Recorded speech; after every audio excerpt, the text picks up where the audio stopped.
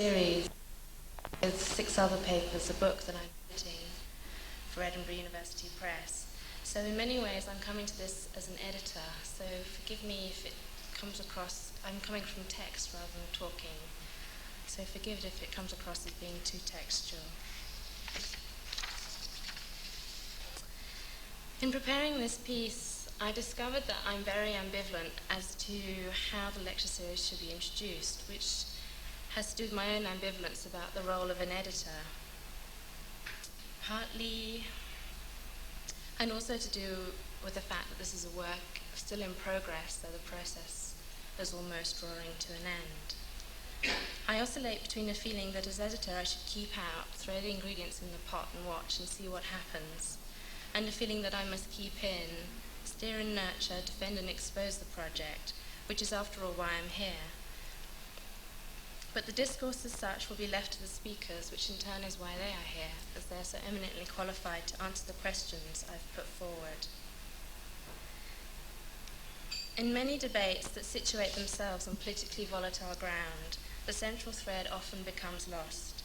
In the debate surrounding the question of gender and how it is inscribed in certain cultural bodies, the central thread, a discussion about difference, has in many ways become victim of its own context and has got lost, and then it's somehow become taboo. So I'd therefore like to make a start by divorcing this discussion from the context of feminism or not feminism, and try to listen afresh, to return to the proper territory with codebook in hand, to the realm of the professional, to whom their practice is so important that they actually name the place they do it in after it. The lawyer, the doctor, the dentist, the psychoanalyst, and the architect. Ironic, as in the last case at least, I know that much practice is in fact done outside this space, in private spaces, the shower or at the sink, in the spaces between our private and public lives, the tube, the traffic jam, the queue, and in spaces of other disciplines, the lecture room, the editing suite, the workshop, the dark room, and the stage. So perhaps this activity place hybrid of practice needs critical redefinition. Perhaps it is not so controlled, so discrete, so separable from the life, the politics, and dare I say it, the body of the practitioner, who is after all a professional.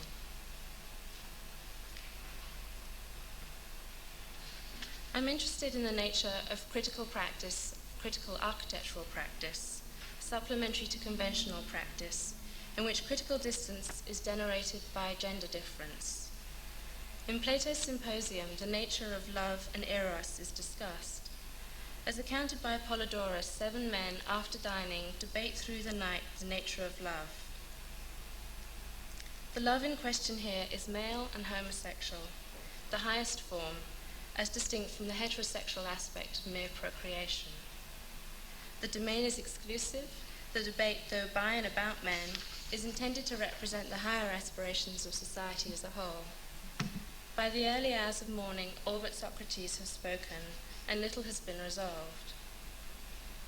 The company turned to Socrates, who in turn introduces an outsider, absent and female, Diotima, and he recounts her understanding of eros. What is significant here is not Diotima's gender, but her relative gender, that she's an outsider, both outside the all-male gathering and outside the topic of discussion, male homosexual love. Yet she's obviously also an insider. She too knows love. She's in a position to see things otherwise. And in the symposium, the conversation reaches some new kind of resolution under her illumination.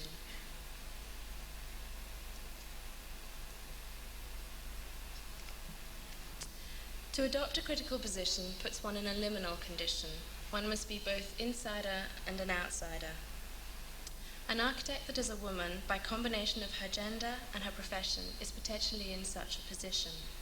Insider by her education, her adoption by and of certain professional institutions, outsider by her difference. Her gender-related experience contains grounds for a resistive reading of certain architectural operations. She's able, almost obliged, to reconstruct her practice and to do so critically, to challenge certain accepted aspects of our built and unbuilt environment. A brief sent out to each of the contributors, here speakers, asked them to examine their work and working processes in response to this thesis, and to articulate a critical dimension in the way they work. Emphasis was placed on practice and on the related question of the constructed gap between theory and practice, so manifest in architectural media and discourse.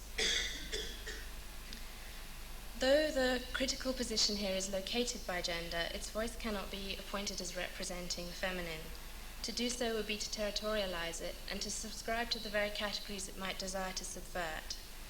Feminine describes those attributes assigned to females by patriarchal discourse and belongs to the masculine-feminine device, a stable construct within a stable discourse. Any discourse or operation critical of this is by implication unstable and subjective. Our subjective experience is gender-related and is a potential ground for resistive reading,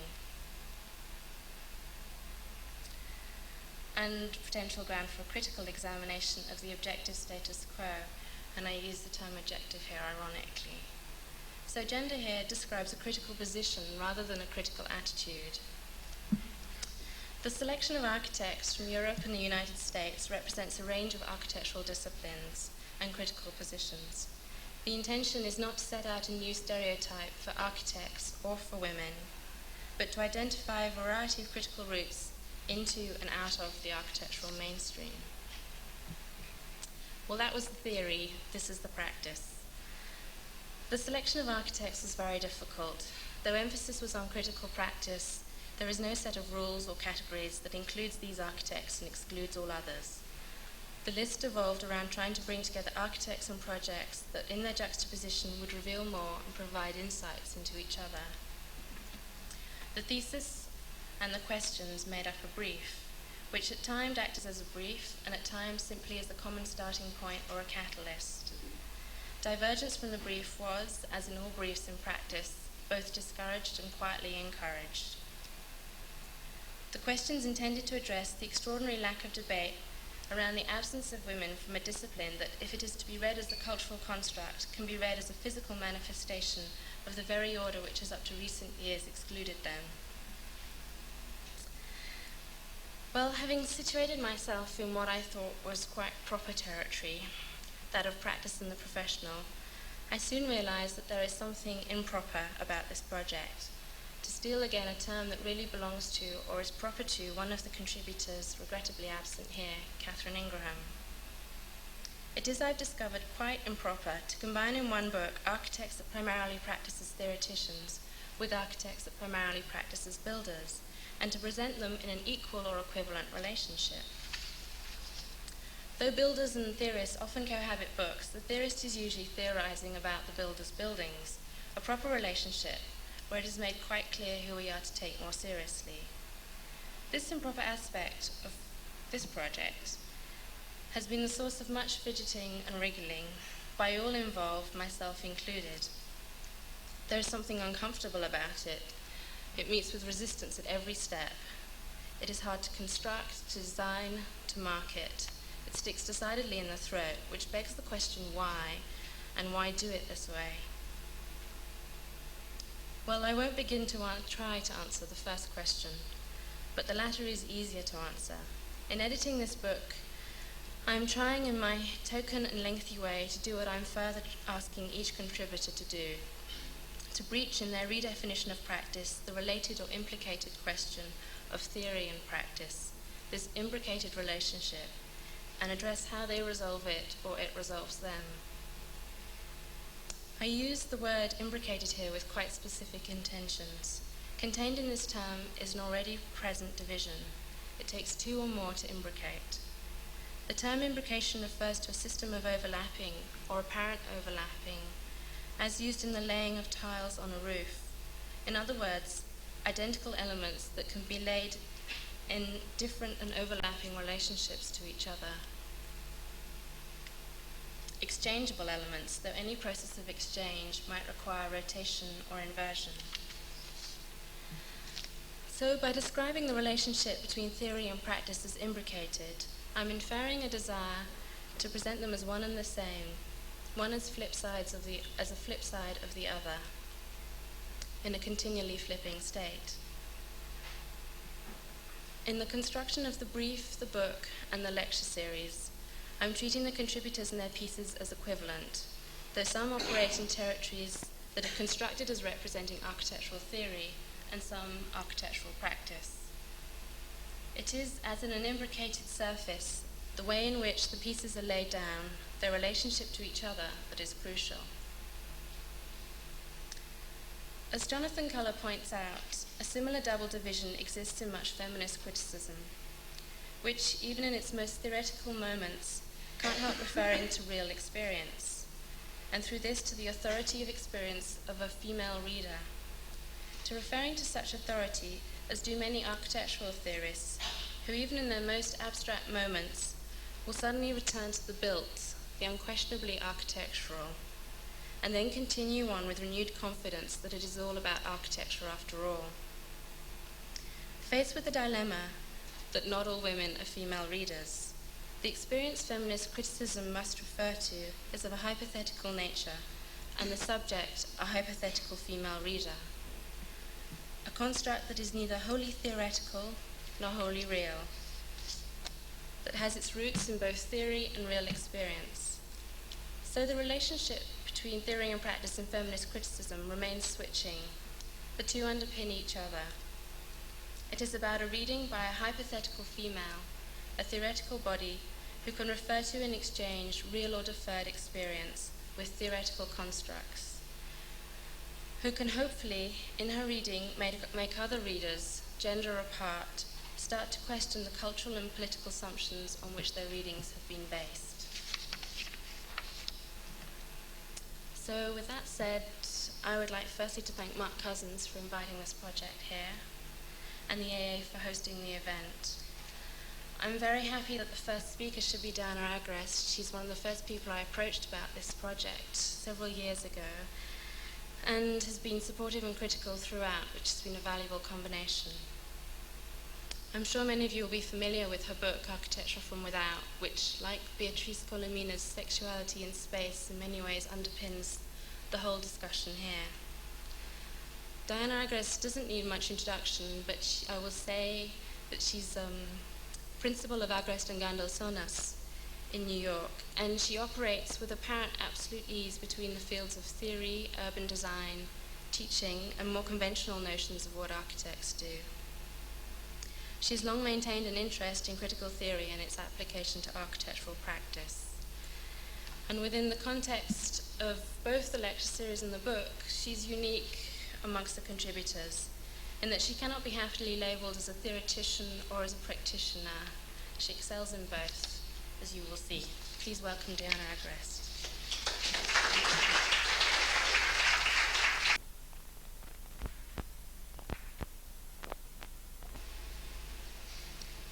Thank you, Francesca, for your introduction. I hope I won't disappoint you. Actually, I want to preface this talk by saying that my interest in theory came absolutely from my practice, and that I never thought, being a student, that I was going to ever either write or do theory, because I've always been a maker. And it is the condition of architecture at the time I graduated that led me to explore issues, particularly in architecture as it relates to a city. And it's taken many years because I'm still doing it. And it's helped me have some questions. There's never a straight road. Some answers, and the best answers are new questions. And so that's what takes you along.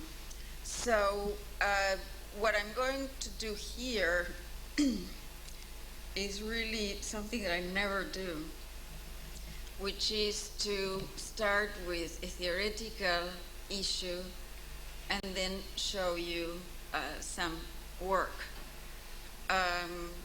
Don't try to, I think it's pretty much related, because the subject I'm going to talk about I call the return of nature.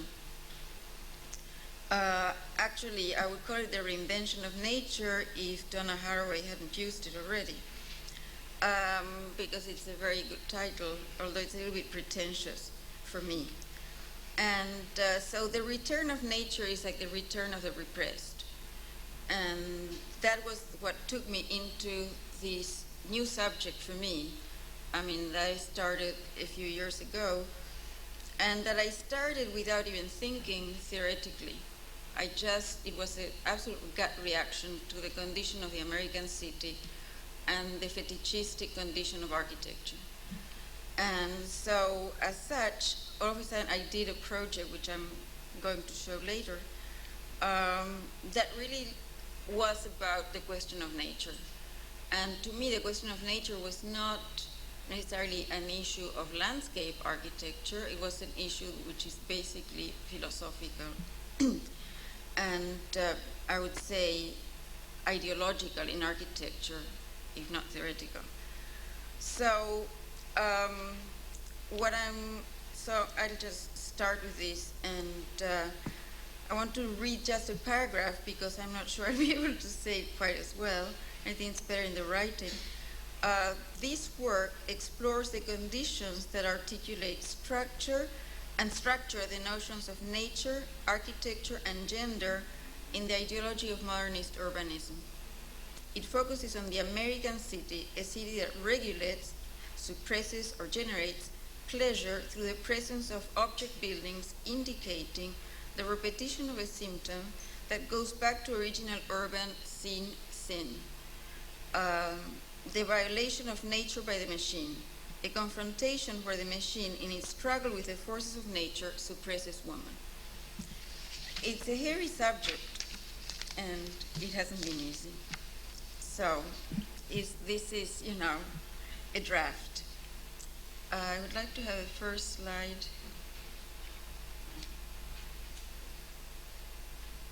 Slides. Okay.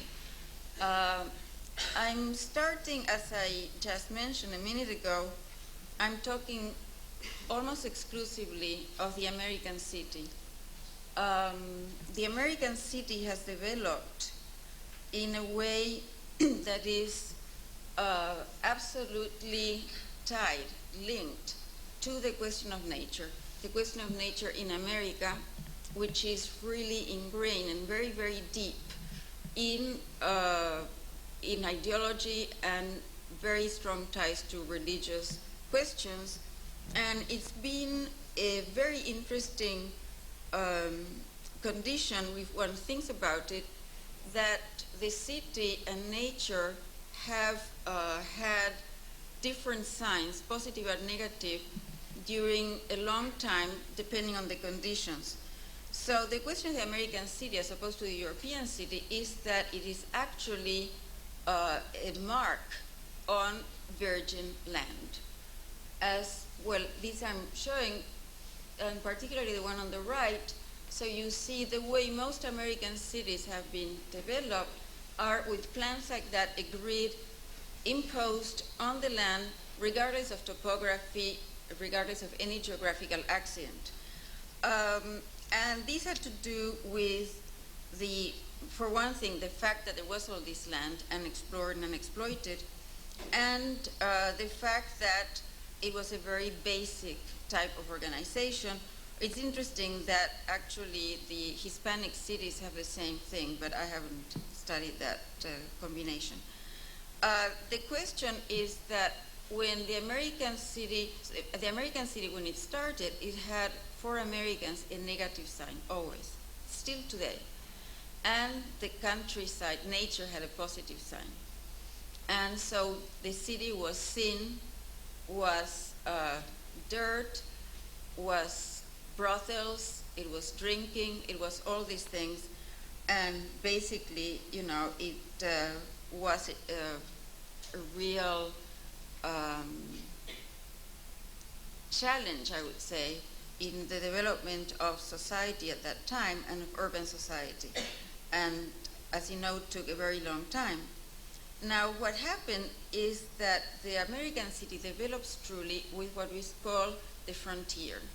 That is that invisible line, which was called the frontier, and that you probably have seen in a lot of cowboy movies, that was moved further and further west. Now, what happened was that when the conquest of the West, when this line moved west, our nature had a negative sign because nature was dangerous. It was the unknown. It was the wilderness, as they called it. And therefore, cities had to be settled before people would be able to develop the land. And in that context, the city became a positive element, and the country or the nature became a negative. And I like this kind of conflictive relationship between nature and the city, which has always existed, and it's still existing, and there's always this love-hate. I think it's very clear, for instance, in New York, how the rest of the country hate New York. They just do, you know. And they hate it if they're tourists, and they hate it in the Senate, you know, in government. They never want to give any money for New York. And because it really is the worst place of sin, I would say, in those words, in America. Now, what is very interesting in the development of the American city is that in this devotion for nature, there was also another conflict, because we have to remember that the American city, where is this? Where do I have to point? That the American city also developed in the context of democracy. And so when the two things happened, one was the scientific revolution and the subsequent industrial revolution. And with the scientific revolution, there was an approach, and in that moment, to science that had to do with mechanism. And the approach to mechanism, you know, philosophically and scientifically, was filtered everything else. You know, it was a new focus. And so what it brought was tools for the development of this American city that made it actually possible, such as the steamboat and the train, and particularly the train. And so what happened here is that when the train appeared, it was really the axe, and it was really cutting, making scars through this virgin land. So they had to develop I don't know what happens with, where do I have to point to get it? Am I getting the wrong button? So what was interesting was that there was a conflict between nature and mechanization, because the ideology that was pervading was the pastoral ideal. And on the other hand, we had to bring the machine that was really almost negating that, or really affecting very seriously and deeply the land. And so people became aware, starting with Jefferson, that he realized that he had a conflict there because his ideology had always been pastoral. And then on the other hand, he realized that the machine was a great tool for democracy, because it really liberated people from labor and gave opportunities for people to develop different jobs and develop in society.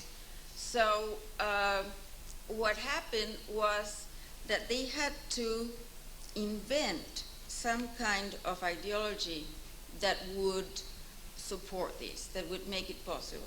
And so what happened is that at that time, when they realized that they were about to lose what they loved so much, their nature, it was a whole movement of painting, of artists appeared, which was this is Frederick Church. There was the landscape architecture, which was dealing with nature in relation to religion as the sublime.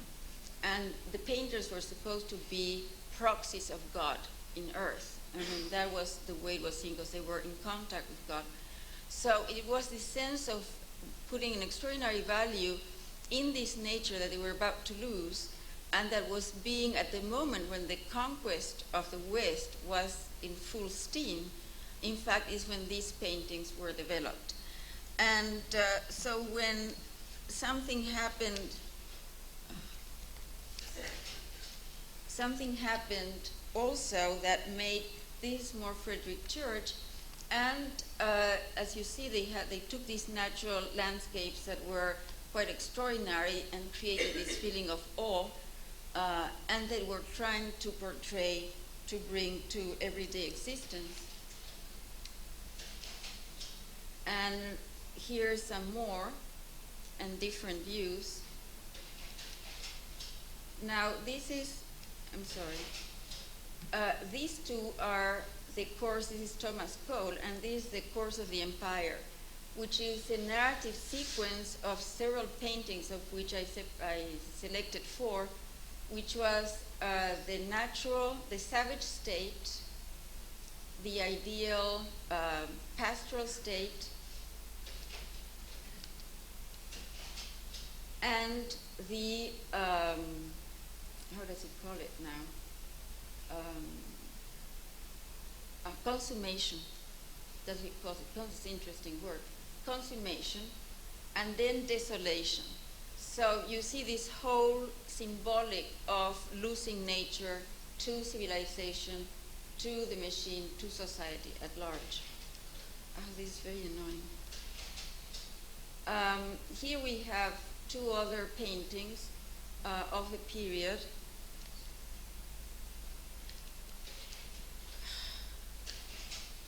And 2 more. This was another way of talking about the sublime, which was silence. The question of sound was terribly important because it was the roar of the machine. As Leo Marx said, the machine in the garden, that was something that came up very soon when the train started going through these towns and literally passing by people's backyards. And so the question of peacefulness and silence was then part of this idea of the sublime. Now, what they had to do later on in order to justify this loss of nature and the machine coming in was to develop a kind of discourse on the sublime of the machine, of which I have no illustrations. And now what is really important here to me in this whole argument is that the ideology of science was very important in this, and it will be important throughout the rest, as we'll see, of the development of the city. And the discourse of science, which I had to get into, changed, ideologically through the years, and it went from a very organicist discourse in the Middle Ages through to the machinist discourse that happened with what's called the scientific revolution in basically the 17th century. And but what was more important to me, and the reason I focus on this, is that very soon I discovered that the question, as I had an intuition, that the question of nature cannot be separated from gender, because we are always talking, and not we, but scientists have talked for centuries about Mother Nature, and where it used to be originally in the organicist approach a nurturing mother, also became a willful person that was very hard to control, and therefore it went from this approach where, in fact, even within the organicist approach, as we see here in this engraving, the right hand, although mother is at the center, the right hand represents man, who's the sun, and the sun, S-U-N, and the father also, dominant. And on the left is pointing at the moon, which is subservient, the female. Now, on the other side, on the other screen, we have an engraving by Dürer, which is basically a group of witches which are conferencing with each other. And the hand of the witches had a lot to do with this idea that nature, of equating it with nature, and nature being impossible to control and being in a certain way independent, as there was a force there. And so it was projected at other levels of society as the persecution of the witches, which obviously were a few women that dared question social issues and think on their own, and therefore they had to be burned. No.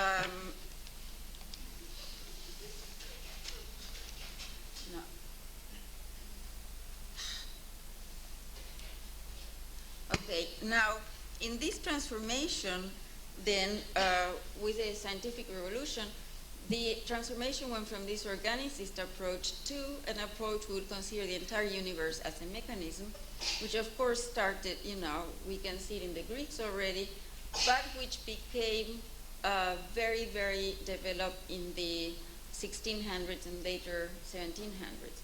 And it had to do with the exploitation of nature, and it's very interesting when you read this stuff. There was an ecological, a preservationist discourse already very early on, before the scientific revolution. And here you can see men working to deviate a river in relation to mining.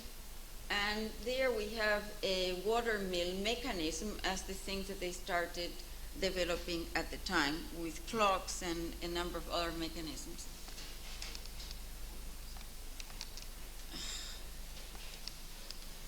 Now, no, this I went too far.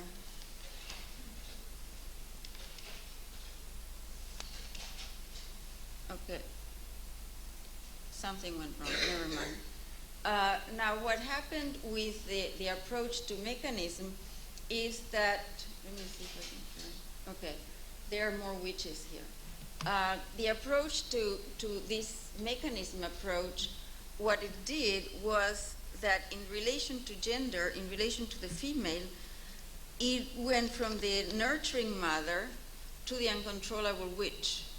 And so the discourse in science is completely pervaded and filtered by this idea of the need to rape, control, dominate nature, which has the absolute female. It's not just a metaphor, it's spoken through the words as this female condition.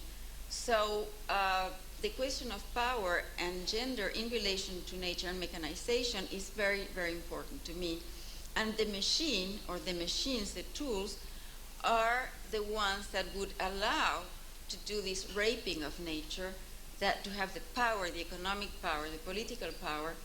And this is something, of course, filtered throughout ideology. Now, it's important to me because we see this ideology at the basis of the development of the American city, but also it is at the base. Now, let's see if I'm lucky. No. I'm doing the wrong. I do this and oh yeah, okay. No. Okay, sorry about this. By the end of the lecture, I'm sure I'll get it. Now, and as you see, these are some of the millions of plans that exist for American cities, and you can see how this approach is very mechanical, relentless, and it's all over the place regardless of the particular conditions. But what is important is this mechanistic ideology also appeared later on in the urbanistic discourse of the modern movement, most particularly in Le Corbusier, which was really a discourse that came from a different kind of revolution, but it was basic, as you know, you read Radiant City, you read all of Le Corbusier's text, and the idea of whether it's the architecture as a machine to live in, or the city is the city for the age of the machine, and he goes over and over with that. And what is interesting in Le Corbusier is that he also brings nature. He's the one who brings nature into the architectural discourse. Now, what started me on this is that I realized that for over 50 years, nature has been absent from the architecture and urban discourse. And so that was my first question, my first was why? And I didn't have a full answer, so this is an exploration. But what was very interesting about Le Corbusier were two things. First of all, that the American city, which is here, is really, in my view, the modern city, the actual modern city, in the exact way of having this Cartesian grid imposed on an absolute virgin land on the neutral plane, and also in not having a history. The only history that American cities had was nature. And that's when they started painting this and going into this sublime appreciation of it. But in the case of Le Corbusier, the nature that he brings in is a nature that has to do with hygiene, that has to clean the historical city, has to clean, remove it, operate, all of these metaphors. Now, what he particularly does, and that drawing to me is the absolute representation, is that when you have nature and the city as opposed, you have a discourse that is external to the urban architectural discourse. It's a discourse that is culture in general, scientific, etc. What Le Corbusier does is that when he transforms the opposition between nature and the city into the opposition object-fabric, with nature being an essential element, the neutral green plane. And of course, he wants the green, the space, the air, and the sun. Now, what happens with this opposition, it's brought into the architectural discourse, and what happened subsequently was that, historically speaking, in the past few years, is that the opposition became just between object and nature and fabric, and the nature aspect was eliminated. It just got eliminated. So, as we know, it gave rise to a lot of urban development where you had a lot of object buildings, and a lot of people are still doing these days, and in the opposite end, the people that were interested in all fabric. Now, it is my approach that they're both wrong, and that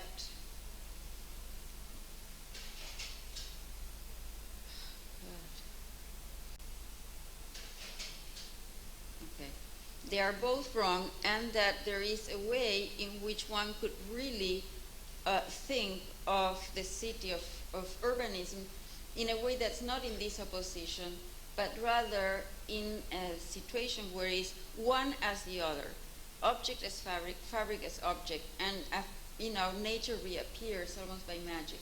Now, this is the architecturalized, geometricized nature of Le Corbusier, so we're not talking here about the pastoral ideal or the virgin nature. We're talking about a very controlled, dominated machine, mechanically dominated nature. So, having said all this, I'm going to pass now, and this is a very hard trick to do, so we'll just try it anyway, and which is to show you some projects that deal with some aspects of what I'm talking about. Now, as Althusser said in his writings, the order of exposition and the order of the research do not have to necessarily coincide. So, so I've done something that is really the order of exposition, but it doesn't follow necessarily the order of the work. And actually, in a way, I'm rereading my own work after entering into this nature business, and maybe it was unconsciously somewhere there, and I didn't realize so much. These are two views from the air of the Midwest, and to me they represent the struggle between nature and culture, and in particular in relationship to the endless grid that exists in America. Everything's a grid, and there's entire America is gridded. It's a Jeffersonian 1 mile grid. So you can't escape it. You can't escape it. And this is a very particular, I love the one here on the left because it reminds me of a view that I had going in a plane over the Midwest, in fact. And it was very, very dramatic type of landscape. Now the first project I'm going to show is a project that actually, that we're doing in the office, and we've been working for already almost 4 years in it, and it's real, as opposed to others I'm going to show you which are more about speculation. And this is called the Vision Plan, which is what would be called otherwise maybe a master plan for the city of Des Moines. The reason it's called the vision plan is because it's not meant to be a master plan as, let's say, the more movement master plan. It's not meant to be something that in 30, 40 years, 50 years has to be accomplished exactly the way it was thought. So it's basically a very different approach, which I'm going to explain in a minute. This is downtown Des Moines, and then you see all the grid where you see these little houses goes on forever. And that's an aerial view of downtown Des Moines with a river, the Des Moines River, which is quite nice actually, although very shallow, and which dominates, or it's a very important element in the city. Now, this is also Des Moines, that's from the country fair, which is the largest in the country, and they have all these squash competitions and things like that, and the giants, the largest tomato. You also get the fattest pork. I mean, it's incredible. And there are masses, really masses lying there. And they're also the third insurance center in the world. So it's a very interesting kind of combination. And they usually don't want to be seen too much as agriculturally oriented because that sounds underdeveloped. And whereas the insurance company puts them in the international scene.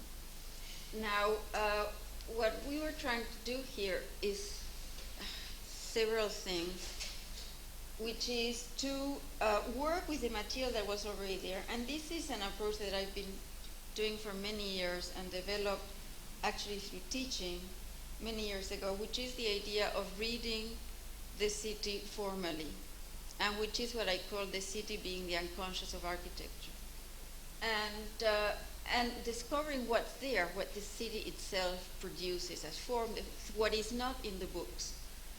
And so that's one aspect which led to some of these more analytical drawings.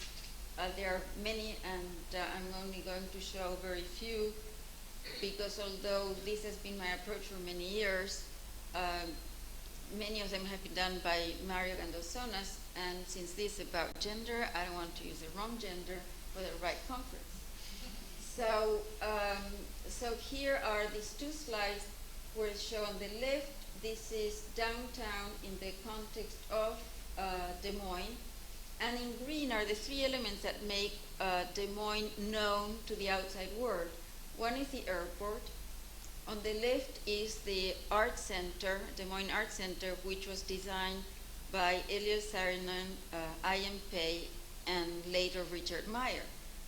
And to the right is that other green, which is the country fair, which is known because there was a movie in the 50s which was called Country Fair, and it happened there. On the right you see a Jeffersonian grid, and then the axis that goes from the that red, which is the gateway from the airport, into downtown, and the Capitol, which is the other red dot on the right.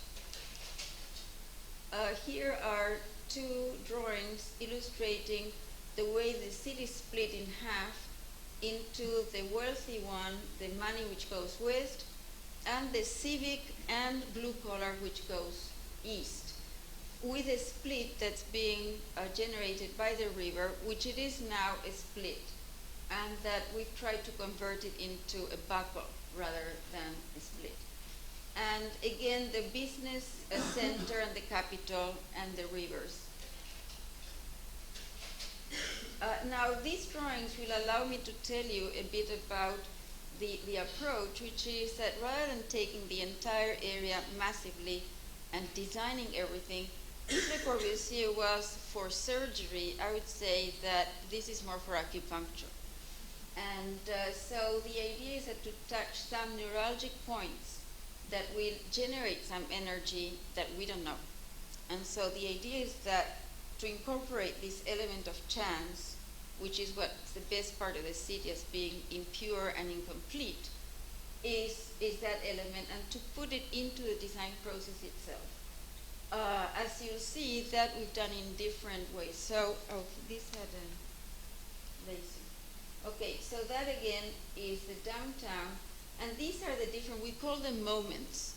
Moments. Each point of intervention is a moment. This is the airport here. There is the gateway, the entry over the river. Then there's a part here, residential.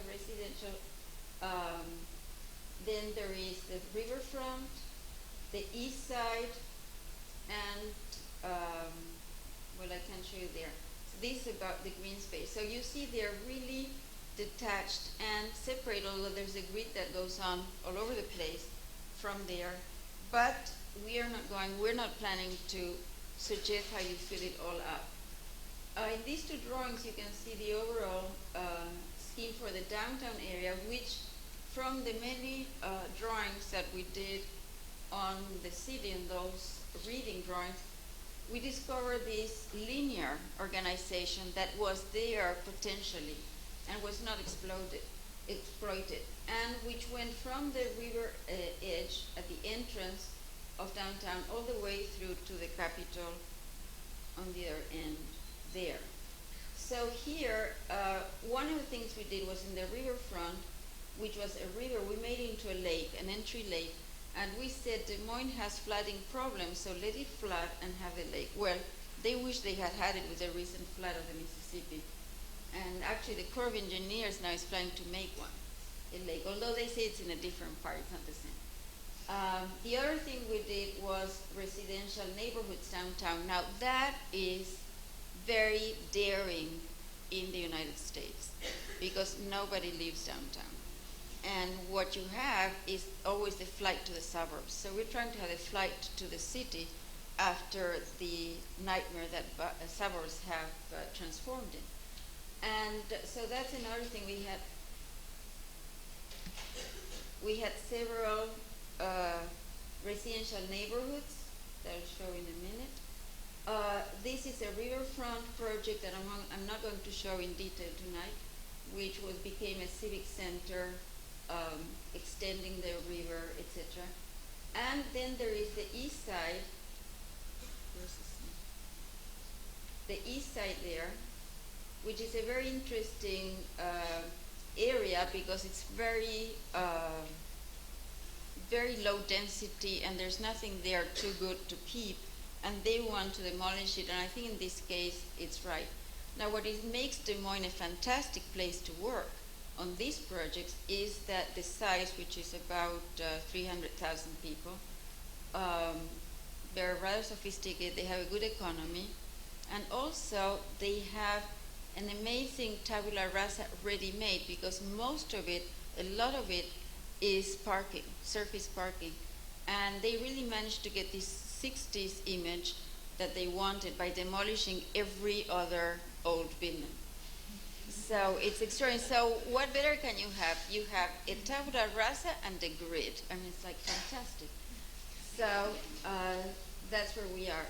So I'm going to show you briefly because I don't want to dwell too much on these different neighborhoods. Now, the other element I was going to tell you that we've used here that is important in terms of the process is that we never give one definitive design.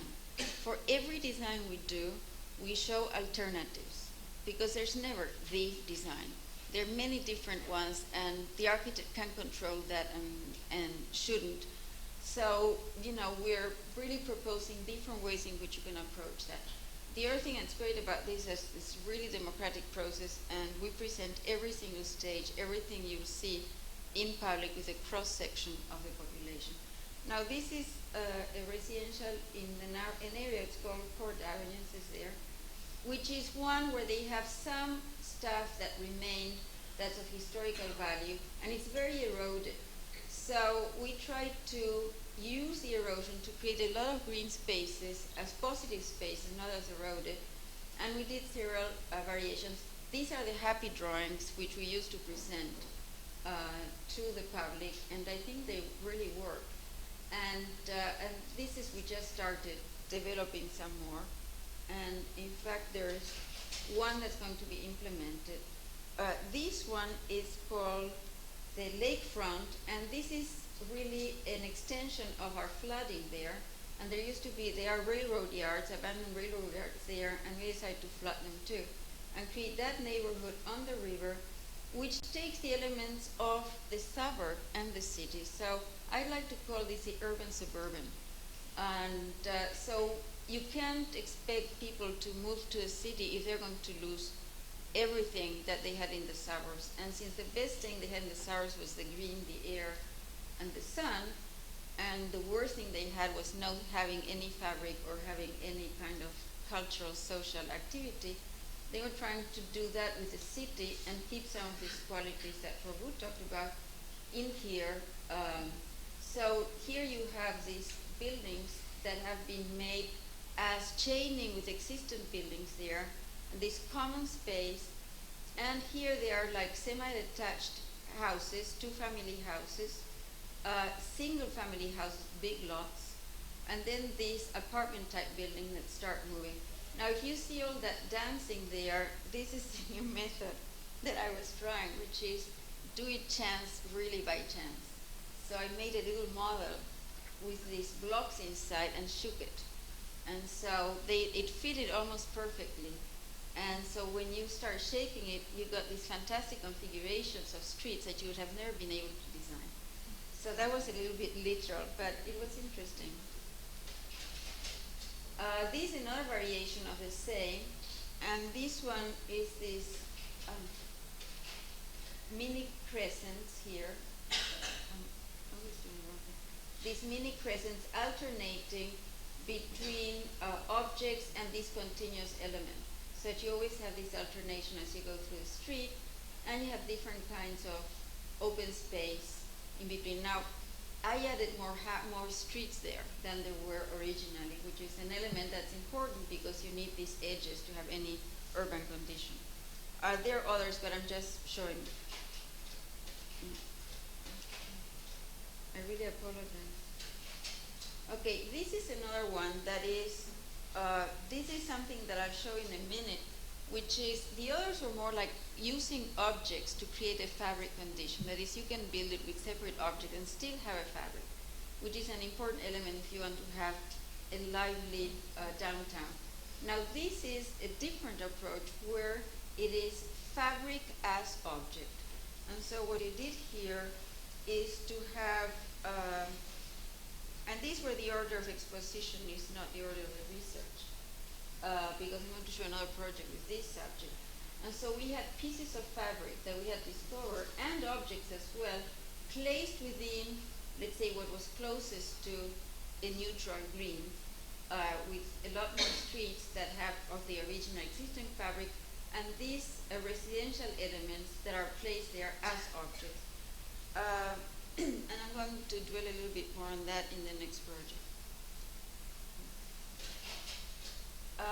This is a part that is the east side that we developed, and here it's very, very interesting because you know you're never going to have high density. So you want to have the green or the open space already from the very beginning.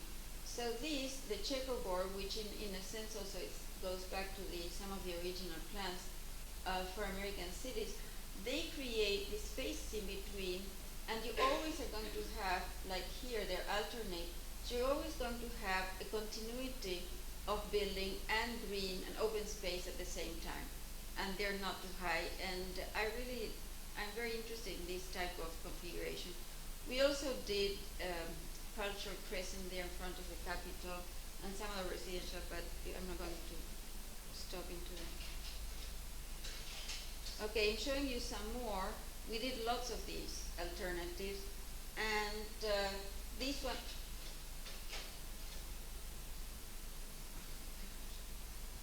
one, we did as sort of more traditional, so you have an axis there, but it's also gets transformed into this checkerboard, and you have these big object buildings that are more fabric-like, and then this here. And in this one, it's a sequence from the river to the Capitol, going through different conditions of fossil fabric. In this one here, we call it autoplats, because we decided they should put car dealers there. Since that's the first thing you see when you enter Des Moines, it's all these car dealings. We said this is really part of the culture, it should be together with the culture present, and so we did that. This is a project that's being implemented now, which is one of the residential projects, Hillside, that it was developed in more detail, And here is the topography. There is 100-feet difference between north and south. And so we propose first to have a landscape condition with topographical, that is, the topographic lines are the ones that are marked with terracing between green and hard surface. And over that, we put the marks of this development, which is really a combination of many different ones, where, as you see, there are objects floating there, and there's these more fabric-type buildings, edge buildings. So it's a combination of several things, and the important thing was to have a lot of public spaces. To me, it's essential. If you don't have public space, you don't have a city. And so streets and open spaces, which I guess are maybe semi-private, depending, was really important here. So there we are doing, a combination of various things. This is a view of the massing on the right, and you see and then the left is a model, and you see there's a lot of combinations of different things, and this is very diagrammatic. We're working it a bit more detail, so it's a bit heavy now, but you see a checkerboard again there. These are penthouses that I did that I thought were quite nice, that everybody has front and back views and a terrace. This is yet another moment, which is the airport. Now, what we did here is, to me, is one of the most interesting things. This is the overall framework of the area of the airport. This is the landing, the boundaries that belong to the airport. The airport proper is right there. And so what we did was use nature, use really the elements that they have there in order to give an identity to this airport, also from the air. And so we based in those fantastic agricultural landscapes that you see throughout America. And so we did this, this kind of macro landscape here. And then this one smaller, but it's pretty large, which is marking the intersection. The two intersections are important. The one there and this one here. And this one starts an arboretum, which exists, and we extended it all the way to the airport. And so these are two just variations. And the next thing we did with the airport is the parking. The airport has to be renovated, and so we were asked to incorporate it into the vision plan. And one of the main problems they have is the parking, because all of this is parking, and it's horrible now. It's like really a tacky mall image with all this sea of cars and this building that's not much of anything. And so we said, let's use the park in parking. And so what we did is that we made a landscape parking situation where you have tons of landscape, and then this is the parking, which is calculated for the right amount of parks, etc. And the other thing that we did was we had to make like a canopy, something that would give presence to the airport as an image. So we did this tensile structure, which is 60 feet high, which actually came out, and there's the unconscious, came out as a wagon, and they realized right away. But it wasn't meant to be, but there it is, the mind playing tricks. And here's two more. The one on the left is based on a monogram, is Des Moines Airport, and yet another variation to the right. Here in black and yellow are the parking strips. The next project is a Chicago project, and a project for Chicago, and this is a project that somebody asked for a gallery, and they didn't ask a project, they asked drawings, but we decided to make a project. I don't like to do drawings in the air. They don't relate to some specific ideas. So these drawings that you might have seen if you saw the urban text by Gandelsonas, you'd recognize some of these drawings. This is Chicago, and that is the loop, that is the center. And there's this island, which is called Goose Island, which is there. And here all the grids going there. So we decided to make an intervention in Goose Island. And this back from the readings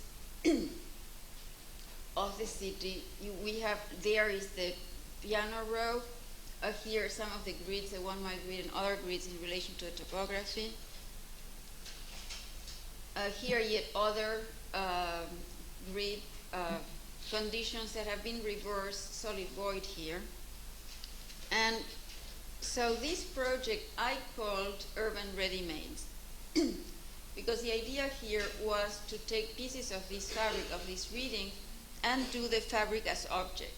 So we took here the neutral plane, which actually I drew over Le Corbusier's neutral green, the meandering path, and took these pieces of fabric, which in this case, in the number 1, there's a series, linear series of different fabrics related, and there's objects. So you have the fabric as object and the architecture object. Planetarium, architecture museum, you might recognize something, an Olympic training center, and the Museum of Industrial Archaeology, and crossing there is the market. On the one on the right is a different strategy, so we have this band running all the length of the island that is just subdivision, so that it would be like the piano row for people to come and build stuff there. And then there's this other piece of fabric that become this residential. And actually there's one that's cheating because it's not from Chicago. This one is from LA, but I liked it a lot, so it moved here. I mean, it's American anyway. And so there we have the same objects and also the piece of fabric as object. And these are some views of a model that we did there. And again, these projects are left at a very diagrammatic architectural detail level on purpose. That is that the detail there is not pertinent at all. So what is the detail is really the urban conditions. Now in this project, this is the project that led me to the nature situation, and this is a project just mine. And this project was done also for the Museum of Modern Art in San Francisco, and the curator was doing this show on what he called Visionary San Francisco, and it was also a historical show, and then there was one large room where there were 5 architects invited to do stuff. And actually they did something that was very strange, because this curator gave each architect or team a text, which was a narrative text. And we were lucky. We got a police one, which was an imitation, very bad imitation, Dashiell Hammett. And so you had to use this text in order to do something. But then at that point, I realized that the show was called Visionary San Francisco, and why, if you're doing Visionary, you're going to start playing with the text. And so we did a lot of drawings, which I'm not going to show here, that are all very nice, but I said, this is like student work, so forget it, let's make a project. And so the site actually is this one here, that it's called China Basin. And the China Basin is a very large area on the edge of the Pacific, and that's the site. And here I did something entirely different from anything you've seen or I've seen that I've done. And what I had as this gut reaction that I was telling you about earlier was the fact of what would be visionary today for the city. And so I thought that would be not to have buildings in the context of the American city. And so I had this idea of doing all these natural, quote unquote, blanket, and there were 2 things. One was the nature, and the other thing was to generate public spaces that the whole project would be generated from that. So actually the green is the public space à l'américaine, that is, parks.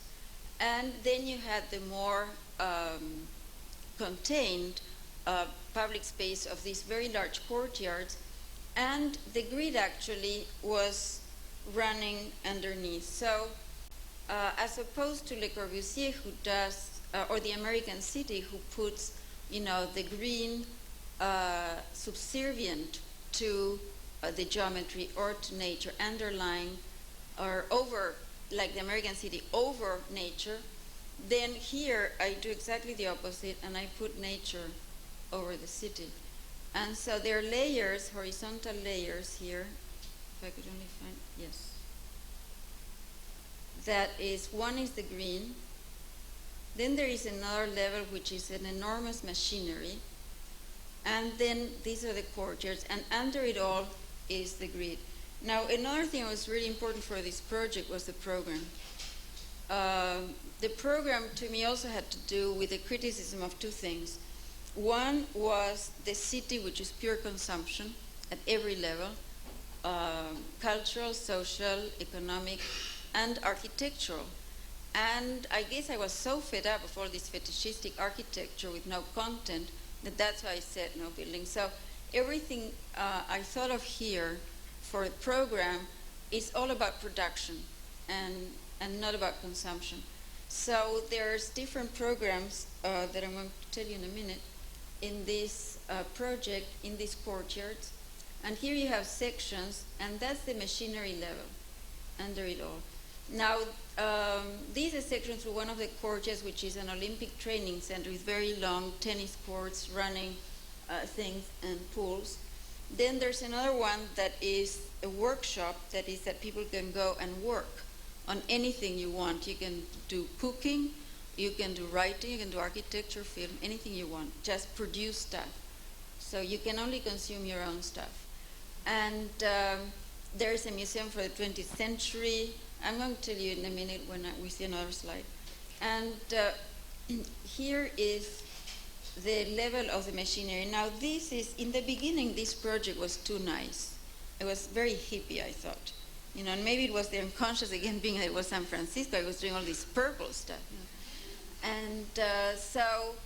And then I started thinking about the question of nature and this conflict with the machine and so on.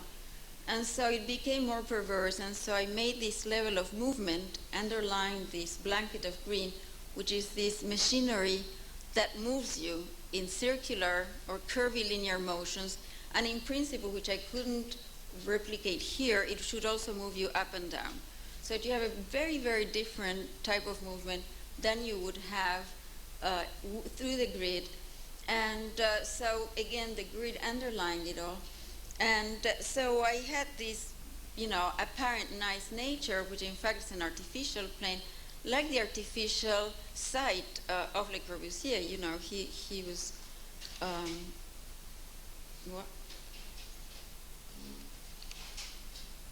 No, one before, I think. No, before. Am I doing that? Okay, one before that. That's the most important slide. So don't break it.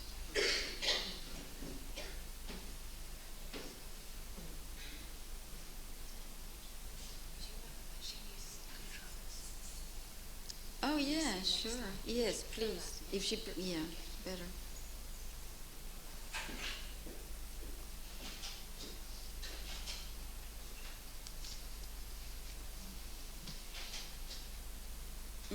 Next. No.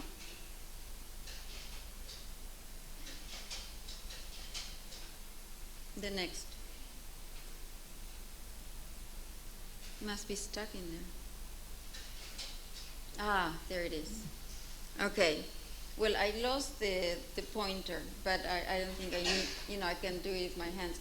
So here is the green with these color courtyards, which range from 50 feet all the way to 300 feet in diameter or length, whichever the shape they have.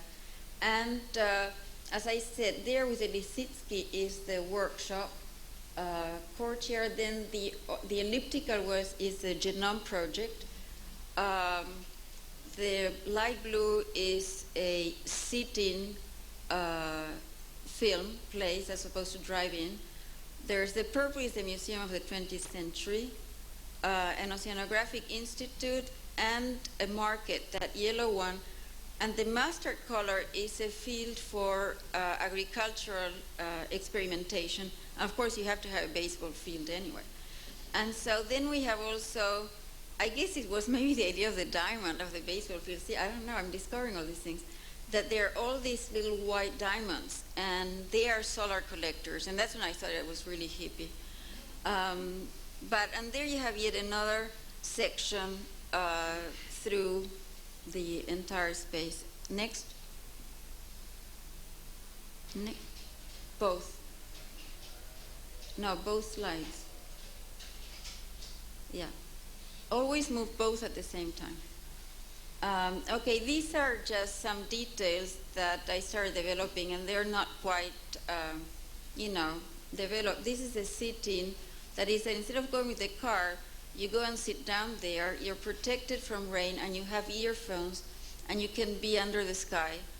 And there's 2 screens, so you could have 2 films being shown at the same time. In principle, should be showing the films that are produced in the workshop. And this is a workshop which has different sizes of spaces in relation to the courtyard to be adaptable to different types of activities. And this is views of the model, which was very large, and it was actually hanging on the wall in San Francisco. Now, this project, I go totally to a different scale, and this is built, and this is a house. And in fact, it relates a lot to nature in the more conventional way, but I don't know if it was, how much it was in my mind, but I thought I would show it to you anyway. And I like also because there is an urban unconscious there, and I also like the fact that it's very small. It's exactly the opposite scale, so you can see that one can tune differently depending on what the project is. This is site plan. This is an area in Long Island on the Atlantic. Not this site is on a lake, Sag Lake, and it's 7-8 acres, this whole site in the middle of fields. It's a spectacular site. And so what this house was really trying to, well, I'll show you in a minute. So the house is located near the water of the lake. There is a swimming pool with pool house there that half moon, and there is a garage which is an inverted parabol, a tennis court, and a vineyard, which is the spiral one.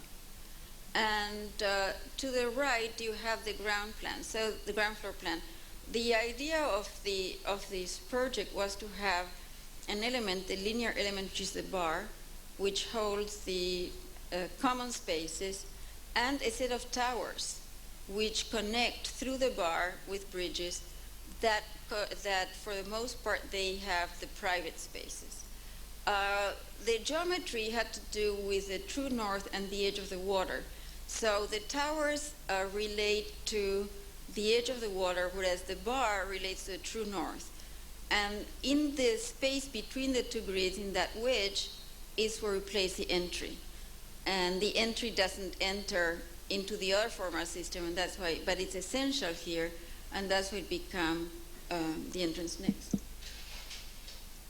This is the upper floor, and I did mention that from the entry, you go to the right to the guest wing and to the left to the master bedroom wing. So this whole wing here is just master bedroom, master bathroom, etc.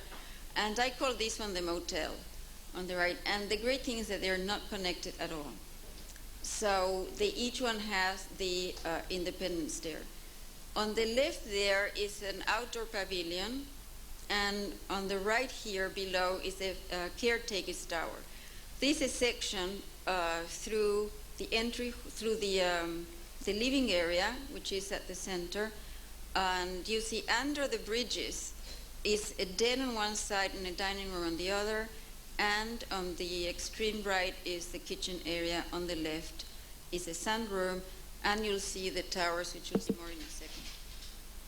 This is the model view of the overall, and here's a section through the entry hall. You can see it's very different from the rest, and it's engaging the two wings. Is another section. This is a section of the master bedroom suite, and the glass tower.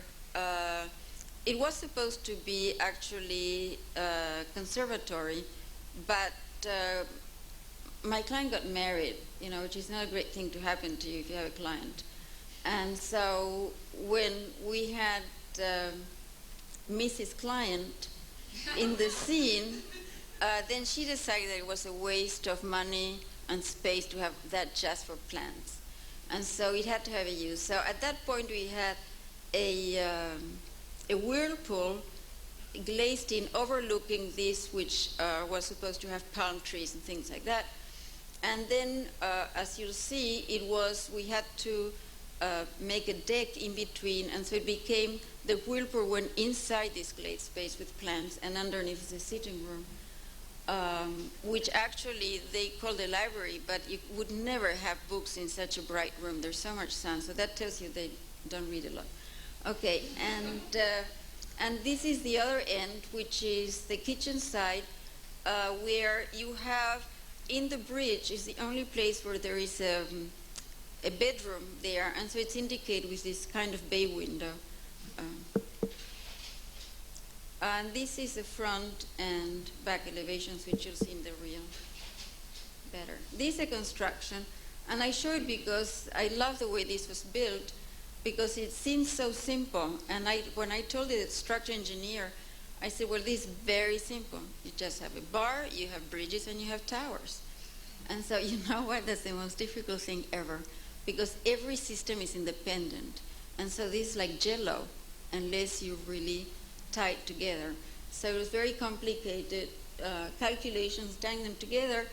And it resulted in the towers being a combination of steel and wood structure, whereas everything else is wood structure, solid timber. We have 1 foot square solid timber columns. And the beams are laminated wood. This is a view from the distance from the entrance, and you can see the towers. Now, that light plane there is a masonry plane with stucco, and the only place where that occurs is that plane there, and here on the right-hand side image, there's this other element, which is the pool house, that create a kind of open courtyard effect in front of the house.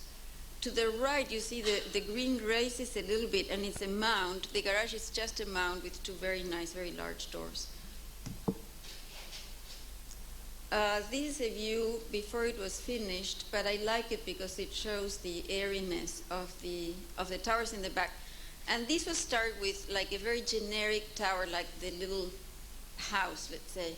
And then each one became transformed into more idiosyncratic elements, and that had to relate or not relate to each other. This is a close-up of the entry door.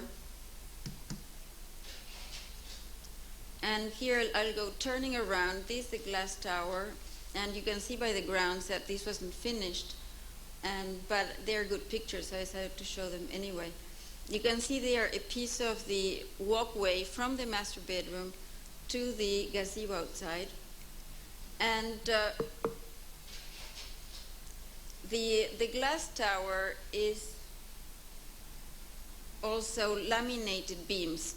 So it's wood beams wrapping around 5 steel columns. It's very, very interesting how it works structurally. This is a view of the pavilion out there, the outdoor pavilion, its connection to the master bedroom. Now, on top of the master bedroom, there's that little study, which is about 9 feet in diameter, and you get through there to there through a spiral stair that's enclosed in that stucco volume. And this is a view to the fields. This is from the pavilion to the master bedroom, and this is looking the other way around. And these are more views. This is in the morning, and this in the afternoon. Also, it's a better picture, as you can tell. And it's not very good, because actually I photographed it from a magazine, because I didn't have it. So, you know, it's not great technically, but it's a nice shot. And you could see there actually the connection, which is important, the connection with the bridges with the tower. And the bridges are really built as bridges, as covered bridges. Now, this view is from the entrance through the kitchen side, and you see here's where the wedge opens, and it creates a very interesting situation to me, because you have the exposure of all the service, you know, all the systems that occur here in the house become exposed there. You also see on the left, on one of the front towers, the horizontal windows. And the windows were done as very factual, just windows. Now, the only thing is that there were strip windows when they opened to the fields, in that one case, and to the water, which is a spectacular view. What I thought is that one should have vertical windows, not to expose this picture window that you always have the same view all the time. So with the other windows, as you move, you get different images and different aspects of the landscape. This is a roofscape of the house, which is shingles and steel, because you can have shingles horizontal. And this is not done very often, shingled curvilinear roofs. And you can see also the detail of the wood element, which is not the traditional way. It has the roof projecting out, the corners being marked with a vertical element, etc. We left it a very, very clean volumetric condition. This is a view, a strange view of the entry hall, and the door has these glass squares in the wood, and you get light coming through there. And also it's nice when you're inside, you get very little glimpses. These are views again from the magazine, so you have text in German. And so this is a view from the entrance. You see a piece of the door there, looking into the master bedroom stair, which is steel.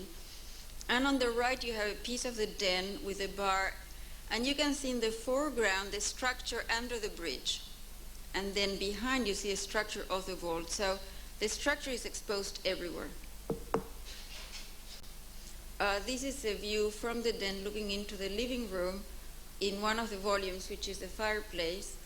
And to the right, you have that one bedroom in the bridge where the bay window is placed. And that's the only place where you have the structure of the bridge, the truss, totally exposed inside. This is just the pool house, which I'll show you in a minute. And here it's a wall with a semicircular bar area and two wood cabins, which are really crossing through the wall. And the mandolin mandolin pool. I wanted to do a guitar, but my client chose a mandolin. That's because I gave him options. See what happens. And so these are the two elevations where you see the cabins, his and hers, or hers and hers, or his and his, and the bar with the little windows. These are views, so you can see here the cabin going through the wall, and this is the other side.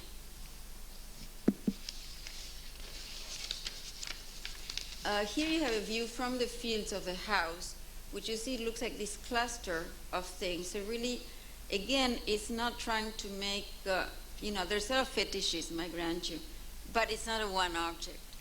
And there's the pool house, and this is the same in the afternoon, late afternoon.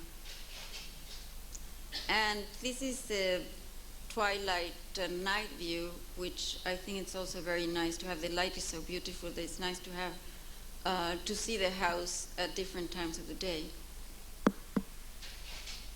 And this is something else that I'm going and I want to read this with these pictures. And could you just go on and then stop at the last one? The city as object of desire is transformed into the city as the place where the forces of desire are set free. Nature and machine join in the creation of collective territories.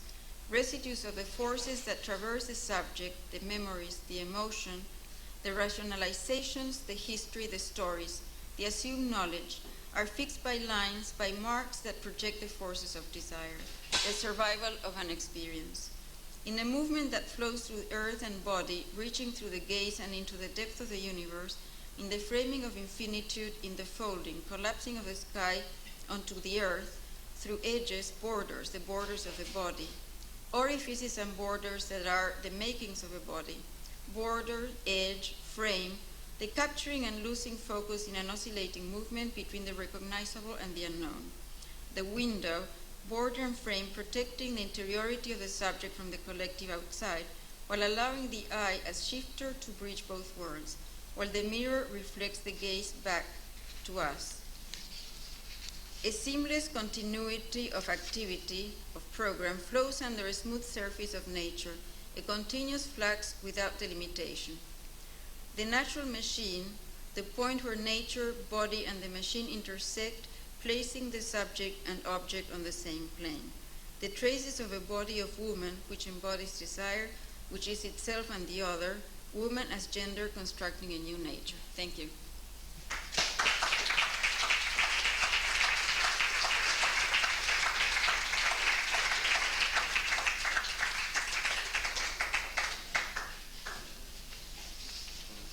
Sure. Well, I forgot to say a couple of things.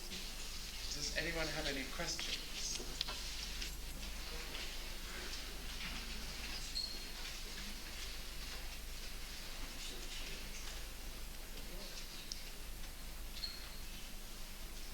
I guess it was very clear. Harald.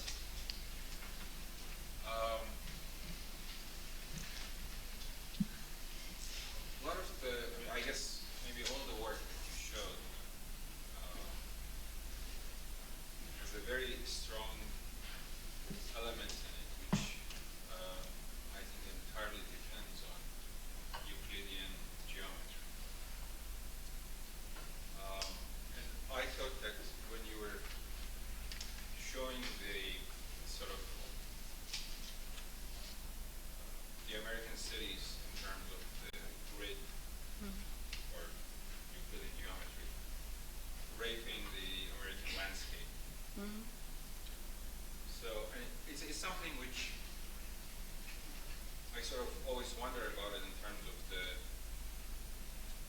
contemporaneous discussions of gender in architecture. How do you think that this architecture becomes the architecture or the expression, the spatial expression of the other, if its very tool is the Euclidean geometry, which I guess It's a the male rest of us have invention. been using for a long time to produce space? Well, it's a very good question, and it's a double answer, actually. I think that what interests me about the geometry is that it is a geometry that becomes exposed. I'm not claiming to make feminine or feminist architecture. We all have been for years, as I said before, trained by a male brain, or many male brains. And so that's something that is really important to know, that I'm not saying this architecture. What is important to me is the exposure of the ideology, the exploration of issues that appear. I have no problem with Euclidean geometry myself. I don't think that's the cause of all evils. It is as much as any other geometries are. And any of these mathematical orders of the universe, even to this day, are also the concoction of the male figure. So to me, there's no difference if I would be using this or the other. The other discoveries that are used in space explorations, etc., well, that's a very manly use of geometry too. And so, I like to believe in gravity. I know all my friends are into this anti-gravitational thing, but I have no problem with gravity. I like the Earth more than space for my own life. And since Mother Earth, I'm very comfortable on our own ground. So that's my double answer.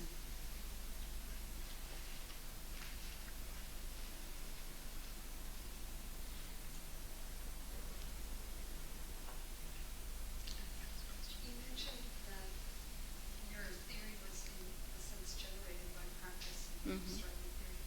Have you found, since that discovery, other theories that you to generate? This idea that we room to generate theory perhaps is a feminist recognition. So have you somehow... What do you mean by other theories? Well, besides the way you presented the expose, just... Oh, well, I mean, theoretical work, or better, critical work, to me, it's not like I have an approach that I developed and that also modifies itself, etc., depending on the subject, but it's not limited to, I just put one particular lens tonight, and that's what I explored. And this is the latest thing I've been working on, which goes for Francesca's book, hopefully. And so I decided to share this with you. I've also done work on the question of female and architecture in architecture ideology other times in different ways. And in fact, if I had the courage to do it, I think it should be a book. But I think I'm too lazy, so I don't think it's going to be a book. But, there are things there. And what is important to me when I say that the theory developed from the practice is that I'm very critical of a lot of people, and many of them my friends, who use some tool from some theory with some particular kinds of, sometimes it's concepts and sometimes it's jargon, and apply it and see how it works. So, with James it was the sign, and everything, what meaning does it have, and it's very basic. And then transform into a cooking recipe, for horrible buildings. And to me, that's not what theory is about. And so in a way, this is the only time I've done this, because I always kept theory, my theory and practice separated. And people are always surprised, how come you don't show, when you show your projects, you show the project as project? And I said, because to me, to be true to theoretical work, you don't know the answer. You don't know where it ends. It should take you where it takes you. And when you're doing something normative, it's a very different type of discourse. And so I'd like to keep it that. And then I said, they join somewhere back there. And they do, they do. But to me, theory is not to make recipes for me. It's just to think about the issues. And so I've thought many different ways. But that question of not using, so, for instance, James would discover semiotics and see how we can apply it. So the same form function was just changed into, signify, signifier. And so to me, that's not the issue. So for me, it's been exactly the other way around, which is I first detected questions that for me were problematic in the things I had inherited, that what I had been taught, and particularly in urban architecture. And also architecture was a terrible crisis of the loss of its own object, actually. And so to me, I didn't want to do what I had been taught. I didn't agree with most things that I had done too. And so I didn't have, so I said, how do you think about this? How do you think about it? And that's how I started, and got clicked with some stuff. So, but to me, it makes an important difference, because I don't want to, I have to know what, and also this criticism was in a political context, as criticism of ideology within a larger scheme of things in the world. And it wasn't just made as a vacuous formalistic game, which it became then. So it was very, very different. So to me, that it had that kind of value.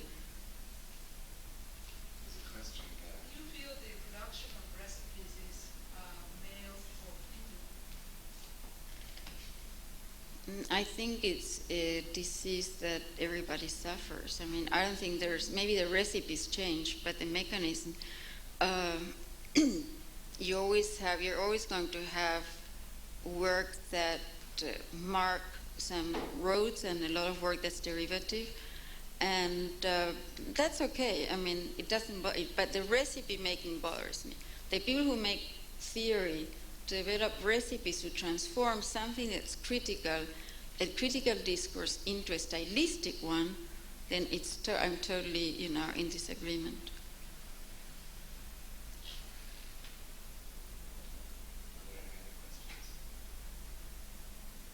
Okay, well, on behalf of everyone here, Thank you. I'd like to